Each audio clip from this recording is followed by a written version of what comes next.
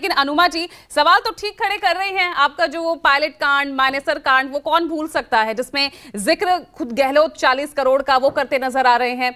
लेकिन अब यहां पर कैसे, मतलब ये मान ले क्या कि 2 फाड़ टिकट बंटवारे में वाकई एक संकट की घड़ी आपके लिए खड़ी कर दी है। 5 साल उस संकट से निकलकर आपने सरकार तो चला ली, लेकिन इस वक्त उम्मीदवार घोषित करना ये आपके लिए बहुत बहुत बड़ी मुसीबत बनता जा रहा है। पूजा जी, पिछले 8 मिनट में जो ऑब्सेशन हमने देखा भारतीय जनता पार्टी के प्रवक्ता का, केवल कांग्रेस क्या नहीं करती है उस पर बात हुई। उनके पार्टी की कौन सी ऐसी योजनाएं हैं जिसके ऊपर वो आना चाहते हैं, इस पे बिल्कुल बात नहीं हुई। आप पूरा रिकॉर्डिंग देख लीजिए, 8 मिनट तक सिर्फ कांग्रेस को कोसा गया है। और यही मुद्दा है इस बार, क्यों भारतीय जनता पार्टी पूरे जनता द्वारा रिजेक्ट की जाएगी हर राज्य में, यही मुद्दा है कि आप दूसरे के घर में 24 घंटे आप उन्हीं की तरफ उंगली उठाते हैं। यहाँ मध्य प्रदेश की बात करती हूँ सबसे पहले, क्योंकि ये मेरा गृह राज्य भी है।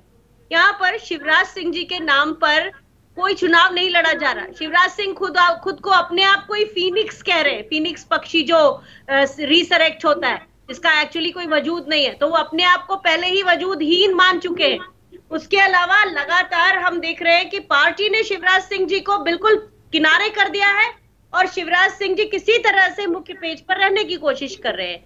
यहाँ पर भी भारतीय जनता पार्टी का जो हाल है, वो आपके जितने लोग हैं रिपोर्टर्स वो जानते हैं, क्योंकि जनता का मन भारतीय जनता पार्टी की तरफ नहीं है। उनके पास नया कुछ भी नहीं रहा देने को, ना कैंडिडेट ना योजनाएं।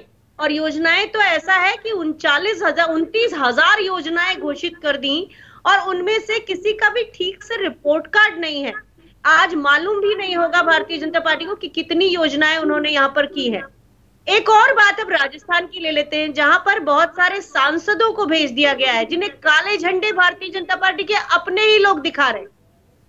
तो जहां हम अपनी जो बात है वो कर रहे हैं कि हमने ओल्ड पेंशन स्कीम दी, चिरंजीवी योजना दी, राज्य का जीडीपी बढ़ा, स्टूडेंट्स के लिए, विद्यार्थियों के लिए। ठीक है, योजनाएं तो ठीक है, लेकिन जो आपकी पार्टी के अंदर भी तो गुटबाजी दिख रही है ना। Gehlot versus pilot.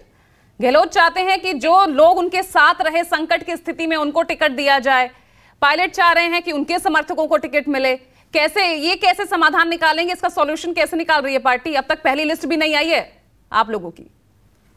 पूजा जी, विरोधाभासों को बहुत खूबसूरती से संतुलित करने का काम हमारी पार्टी कर लेती है। यही हमारी पार्टी का लोकतंत्र है।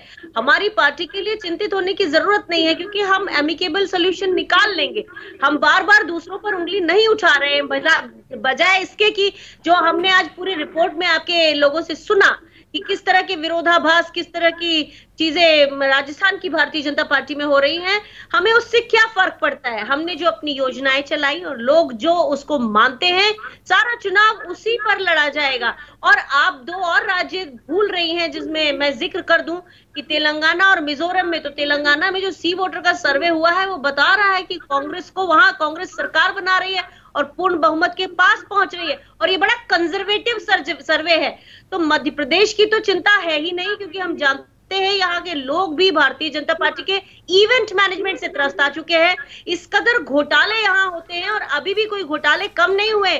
आए दिन यहाँ, जहां मैं ग्वालियर में बैठी हूँ, यहाँ पर कागज पर एक महाविद्यालय है, कॉलेज है, लेकिन उसका कोई जमीनी अता पता नहीं है। तो घोटालों का चरम है यहाँ मध्य प्रदेश में। राजस्थान में हमारी पार्टी ने जो बहुत अच्छी योजनाएं दी है उनके ऊपर, तेलंगाना में आपने देखी है एक लहर सी चल रही है, ना केवल राहुल गांधी जी की सभाओं में, लोग दिमागों में भी, और मिजोरम के लोग भी ये समझ रहे हैं कि उनको